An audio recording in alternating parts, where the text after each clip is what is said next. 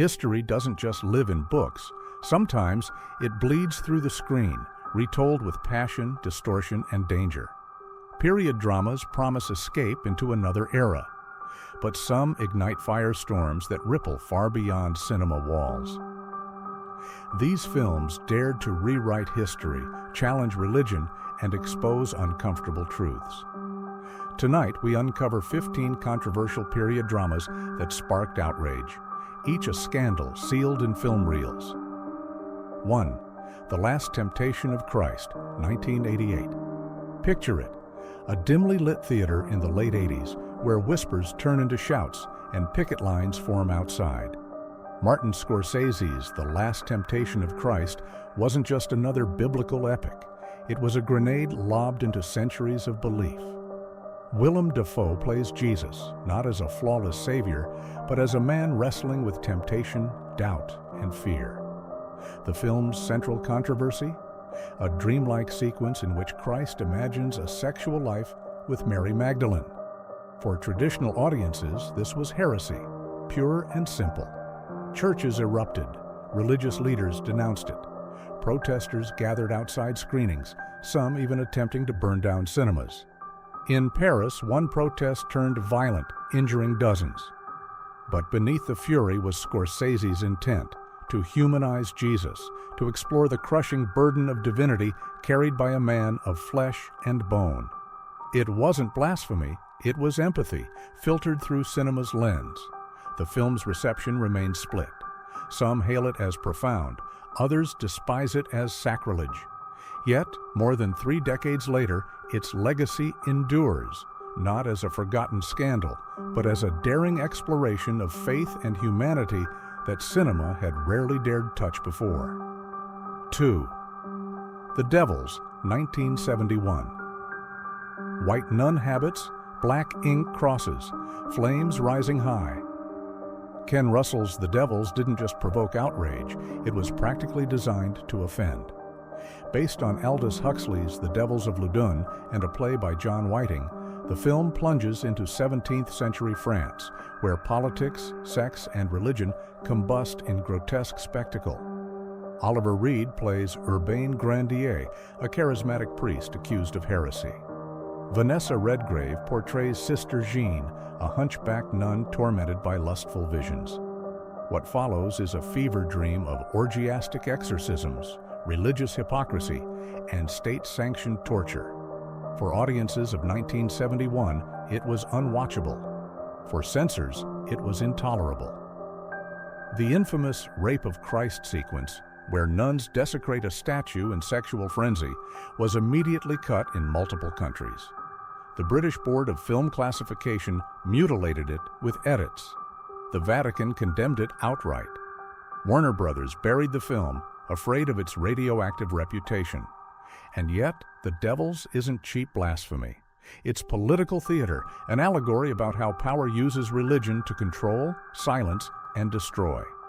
Its rawness remains shocking today, but so does its relevance. Decades on, critics have reappraised it as a masterpiece, though the fully uncut version is still locked away. Outrage immortalized it. 3. Caligula, 1979. Few films carry scandal in their DNA quite like Caligula. Conceived as a prestige Roman epic starring Malcolm McDowell, Helen Mirren, and Peter O'Toole, it began respectably enough. But when Penthouse magazine publisher Bob Guccione took control, the project spiraled into infamy. On paper, the story was about the rise and fall of Emperor Caligula, a tale of absolute power corrupting absolutely. On screen, it became a chaotic blend of politics, bloodshed, and hardcore pornography. Without informing the cast, Guccione secretly added explicit sex scenes filmed with Penthouse models. Actors felt betrayed, directors disowned it. When it premiered in 1979, critics were horrified. Some labeled it obscene filth, others called it unwatchable excess. Governments across the world banned it. Even today, it straddles the strange line between historical drama and exploitation cinema. But outrage aside, Caligula reveals something essential. the fine line between art and exploitation, spectacle and scandal. Its sprawling sets, star-studded cast, and Shakespearean performances were swallowed whole by controversy, leaving behind a film that remains both reviled and bizarrely iconic.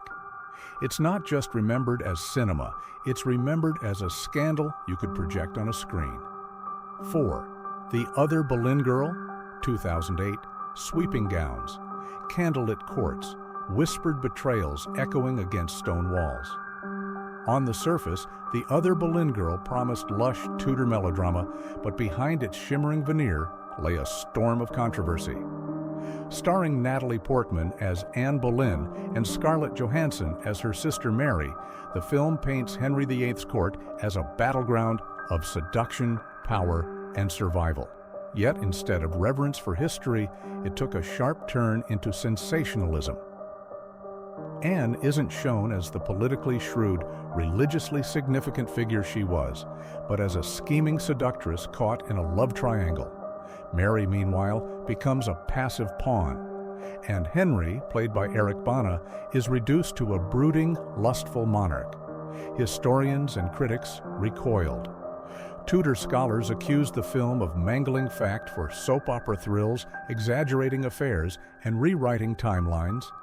Even casual viewers noticed the liberties, with some likening it to a glossy tabloid retelling of one of England's most dramatic eras. For fans of serious historical drama, it felt like betrayal. But outrage wasn't only academic. Religious groups bristled at its implication of manipulation and sexual bargaining inside the court of a king tied to the very birth of the Church of England. Feminists argued it cheapened Anne, reducing her to a caricature of feminine ambition. The controversy swelled into think pieces, debates, and classroom critiques. Yet, despite the uproar, the film endured. Its stars drew box office attention, and its visual grandeur captivated audiences less concerned with accuracy. Looking back, The Other Boleyn Girl became part of a broader conversation about how far filmmakers can stretch history in service of entertainment. Was it betrayal of truth, or simply the Hollywood machine baring its teeth? 5. The Passion of the Christ, 2004, bloodied thorns, whips striking bare flesh. An unflinching march to crucifixion. Mel Gibson's The Passion of the Christ arrived in theaters not as a quiet biblical film, but as a cultural earthquake. Jim Caviezel stars as Jesus, with the story focusing almost entirely on the final 12 hours of his life. What set it apart was Gibson's choice to present the narrative in Aramaic, Hebrew, and Latin, and his refusal to soften the brutality. Every lash, every nail, every drop of blood was captured in agonizing detail. Audiences wept, some fainted, but critics and religious leaders clashed over its intent. Evangelical Christians embraced it as the most authentic portrayal of Christ's suffering ever put to screen, even using it as a tool of conversion. At the same time, Jewish groups condemned the film for its depiction of Jewish leaders, accusing it of stoking anti-Semitic tropes centuries old. Others criticized its fixation on torture, questioning whether faith was being honored or exploited for shock value. Box office numbers told their own story. The film became a global phenomenon, grossing over $600 million. Yet the debates never ceased. Was it a masterpiece of religious devotion, or a spectacle of violence disguised as scripture? Even now, 2 decades later, The Passion of the Christ occupies a strange, polarizing place. It united believers and divided critics, ignited faith, and provoked fear. And in doing so, it cemented itself as one of cinema's most controversial and unforgettable period dramas. 6. Salò, or The 120 Days of Sodom, 1975. A barren villa, fascist officers seated at a long table, young captives trembling under their gaze. Pier Paolo Pasolini's Salò is perhaps the darkest period drama ever committed to celluloid, and one of the most infamous. Loosely based on the writings of the Marquis de Sade, the film relocates the story to Mussolini's puppet state in 1944 Italy. It follows 4 wealthy fascists who kidnap teenagers and subject them to unspeakable acts of degradation, humiliation, and violence. From its release, Salo was radioactive. Banned in the UK, Australia, and Italy, censored in countless others, it was attacked as obscene, depraved, and beyond the limits of art. In some countries, screenings were raided by police. Critics either walked out in disgust or hailed it as a brutal masterpiece. The outrage was not just about its graphic content, it was about its intent. Pasolini wasn't seeking to titillate. He was indicting power itself, exposing how fascism reduces human beings to commodities. The revolting imagery was a metaphor for authoritarianism, capitalism, and corruption. But for audiences, that intellectual frame hardly dulled the horror. Adding to its infamy was Pasolini's own murder, which occurred shortly after the film's completion. The timing shrouded Salo in even darker myth, blurring art and life in grotesque fashion.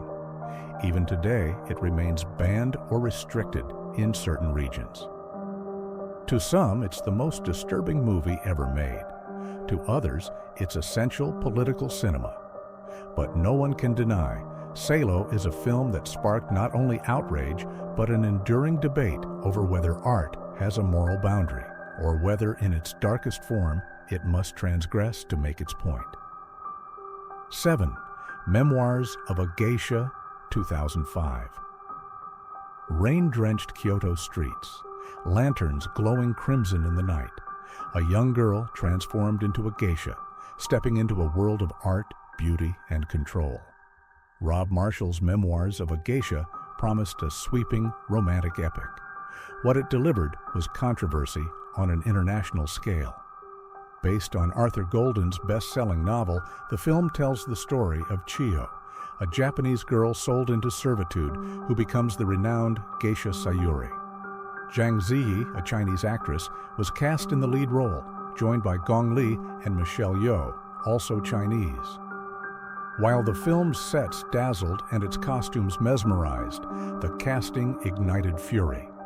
In Japan, critics accused the film of exoticizing and misrepresenting their culture. In China, the outrage was even sharper. Casting Chinese actresses as Japanese geishas dredged up historical wounds from Japan's wartime occupation. For many, it wasn't just a film, it was a reminder of national trauma.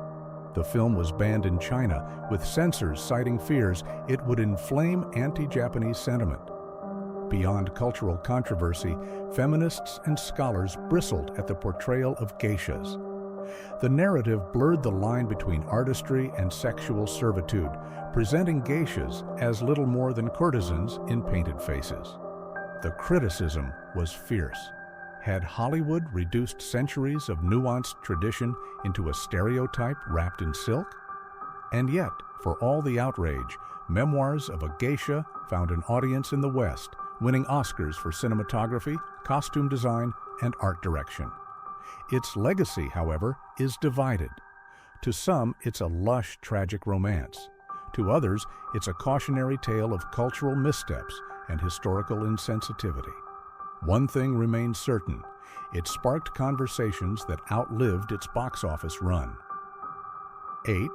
The Borgias, 2011 to 2013. Velvet robes, papal crowns, bloodied daggers glinting beneath candlelight. Showtime's The Borgias was marketed as the original crime family, but its reception was far from holy. Jeremy Irons starred as Rodrigo Borgia, who ascends to the papacy as Pope Alexander VI, ushering in an era of corruption, nepotism, and decadence. The show leaned heavily into rumors that had shadowed the historical family for centuries: incest, assassination, and political scheming dressed as faith. From its debut, Catholic leaders condemned it. Some denounced it as blasphemous for daring to suggest the papacy's holiest seat had been corrupted by lust and murder. Religious publications urged boycotts. The Vatican itself, though careful not to name it directly, issued statements warning against entertainment that distorted sacred history. But critics couldn't look away. The show reveled in sin and spectacle, blending Renaissance history with HBO-style scandal. Incestuous undertones between Cesare and Lucrezia Borgia became a lightning rod for controversy, with viewers debating whether the series was exposing truths or simply indulging in lurid fantasy. For historians, the problem was accuracy.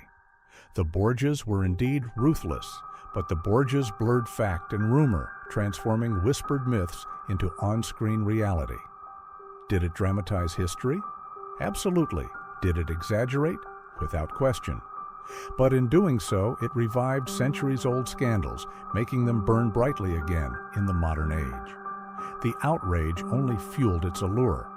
For 3 seasons, the Borgias balanced on a knife's edge between history and heresy, art and exploitation. Its scandalous reputation didn't sink it. It made it thrive. Proof that, when religion and power collide on screen, outrage is inevitable. 9. Marie Antoinette, 2006. Pink frosted cakes, punk rock music, a teenage queen running through Versailles in pastel gowns and Converse sneakers. Sofia Coppola's Marie Antoinette wasn't history. It was rebellion, and audiences weren't ready. Starring Kirsten Dunst as the doomed queen, the film reframed one of France's most infamous figures not as a cold symbol of aristocratic excess, but as a confused, trapped teenager drowning in expectation. Coppola used anachronistic choices, modern music, candy-colored aesthetics, and playful dialogue to craft a dreamlike portrait of isolation and indulgence. But the reception was divided. At its Cannes premiere, the film was met with boos and applause in equal measure. Critics in France bristled at its perceived trivialization of a queen whose decadence helped fuel revolution. Others argued that Coppola ignored the political and economic realities of the era, reducing a national tragedy to a fashion spread. Feminist scholars, however, defended it. For them, Marie Antoinette was radical precisely because it humanized a figure long demonized as the let-them-eat-cake villain. Coppola's vision reframed her as a girl lost in a gilded cage, punished by history for being young, female, and powerless against systemic collapse. Still, outrage lingered. Purists dismissed it as style over substance, accusing Coppola of creating a pop video instead of a period drama. French conservatives saw it as cultural insult. Yet, for younger audiences, it became cult cinema, a feminist fairy tale wrapped in powdered wigs and pastel macarons. Nearly 20 years later, Marie Antoinette still divides. Was it frivolous, or was it genius? The debate is proof that controversy doesn't always fade, it evolves, just like the legacy of the Queen herself. 10. Birth of a Nation, 1915. Silent reels flicker, soldiers march, a hooded figure rides into frame. D.W. Griffith's Birth of a Nation wasn't just a film, it was a firestorm that reshaped cinema and society alike. On one hand, it revolutionized filmmaking. Griffith pioneered camera techniques still used today, sweeping battle sequences, close-ups that captured emotion, cross-cutting that built suspense. It was hailed as a technical masterpiece. Audiences gasped, critics raved. President Woodrow Wilson reportedly called it history written with lightning. But the lightning scorched, because at its core, the film was not just storytelling, it was propaganda. Birth of a Nation glorified the Ku Klux Klan as heroes, depicting them as saviors of the South against evil black men, portrayed through grotesque stereotypes. It demonized Reconstruction, twisted history into racist myth, and projected white supremacy on the grandest scale cinema had yet attempted. The outrage was immediate. Black communities protested nationwide. The NAACP fought to have it banned, citing its dangerous incitement of racial hatred. In some cities, screenings sparked riots. Yet the film remained a box office phenomenon, becoming the highest-grossing movie of its time. Its success fueled not only cinema's rise, but the KKK's resurgence, giving white nationalism a cultural megaphone. Today, Birth of a Nation is a paradox. Studied for its craft, condemned for its content. It's proof that art can be both brilliant and poisonous. A film that redefined cinema, but also weaponized it. Outrage wasn't a footnote in its history, it was its legacy. 11. 12 Years a Slave, 2013. Chains clinking, cotton fields burning under the sun, a violin melody trembling with pain. Steve McQueen's 12 Years a Slave delivered not just a period drama, it delivered a searing mirror to America's past, and many recoiled at its reflection. Based on the memoir of Solomon Northup, a free black man kidnapped into slavery, the film chronicles 12 brutal years in bondage. Chiwetel Ejiofor's performance as Solomon is both haunting and heroic, his quiet endurance clashing against Michael Fassbender's monstrous plantation owner and Lupita Nyong'o's unforgettable Patsy. Upon release, it was hailed as a masterpiece. It won the Academy Award for Best Picture, cementing its place in cinematic history. Yet the acclaim carried controversy. Some audiences accused it of being too graphic, too unrelenting in its depictions of whipping, rape, and degradation. Others questioned whether Hollywood was exploiting trauma for awards, reducing centuries of suffering into Oscar bait. There was also discomfort in classrooms and communities. Schools debated whether to show it, fearing its violence. Some white audiences walked out, unable or unwilling to face the atrocities on screen. Meanwhile, black audiences and scholars argued it was necessary, a film that finally refused to sugarcoat the horrors of slavery. The outrage, in truth, came from discomfort. 12 Years a Slave forced a confrontation with a history often softened or erased. It didn't offer comfort or redemption. It offered truth, raw, brutal, undeniable. And in that truth, it left a permanent mark.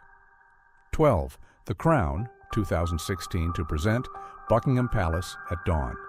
Curtains drawn, a queen alone at her desk. Netflix's The Crown doesn't just dramatize history, it blurs it, and in doing so, it has sparked outrage across the globe. From its debut, the series promised opulence, sweeping palace interiors, lavish costumes, performances that humanized monarchy. Claire Foy, Olivia Colman, and Imelda Staunton each embodied Queen Elizabeth II across decades, surrounded by stellar portrayals of princes, politicians, and prime ministers. For audiences, it was irresistible. For Britain's monarchy, it was scandal. Royal loyalists accused the show of fabricating events, private arguments, secret affairs, whispered betrayals, without clear disclaimers that it was fiction. Politicians called for warnings before episodes, fearing viewers would mistake drama for truth. Particular fury erupted over its portrayals of Charles and Diana, painting the heir apparent as manipulative, cold, and adulterous. As Diana's tragic arc unfolded, the palace bristled. But outrage wasn't confined to royalty. Historians debated its accuracy. Critics worried about its cultural impact. Millions across the world were learning history through dramatized whispers and cinematic embellishments. Some saw it as art, others saw it as distortion. And yet, for many viewers, the controversy was the point. The Crown cracked open the secrecy of monarchy, inviting audiences into a world once shrouded in ritual and silence. It became a global obsession, its very scandal fueling its popularity. Even now, it straddles a fine line, reverence and rebellion, history and fiction. Outrage hasn't weakened it. If anything, it's what keeps it in the headlines, season after season. 13th, Amadeus, 1984. A candlelit opera house. A frail, haunted Antonio Salieri confesses his sins to a priest, whispering of envy, genius, and destruction. Milos Forman's Amadeus swept audiences away, winning 8 Academy Awards, yet its reputation came tangled in controversy. The film presents Mozart, played by Tom Holtze, as a vulgar, immature prodigy, brilliant in music but foolish in life. F. Murray Abrahams Salieri narrates the story as the tormented rival, a man who recognizes Mozart's genius but cannot match it. Jealousy festers, and Salieri becomes both admirer and destroyer. The controversy wasn't in the performances, which were universally praised, but in the history. Historians quickly objected. There was no evidence Salieri plotted Mozart's death, nor that he despised him. In fact, the two men collaborated and respected each other. Critics accused the film of tarnishing Salieri's legacy, reducing him to a villain invented for drama. Religious viewers also took issue with Salieri's dialogue, where he curses God for gifting talent to Mozart instead of him. For them, it wasn't just melodrama, it was blasphemy, a character shaking his fist at heaven itself. Yet audiences adored it. The lush operatic sequences, the Baroque decadence, the themes of envy and genius resonated beyond accuracy. For many, Amadeus wasn't meant to be a history lesson, but a parable about human weakness against divine talent. To this day, scholars bristle at its distortions, but the film remains iconic. It asks a question that scandalized historians yet captivated viewers.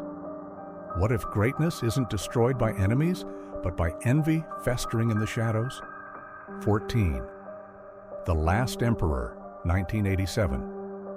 The Forbidden City, bathed in crimson twilight. A boy, barely 3 years old, is crowned Emperor of China. Bernardo Bertolucci's The Last Emperor is a cinematic epic tracing the tragic life of Pu Yi, the final emperor of the Qing dynasty. Its scale was staggering. Its reception? Divided.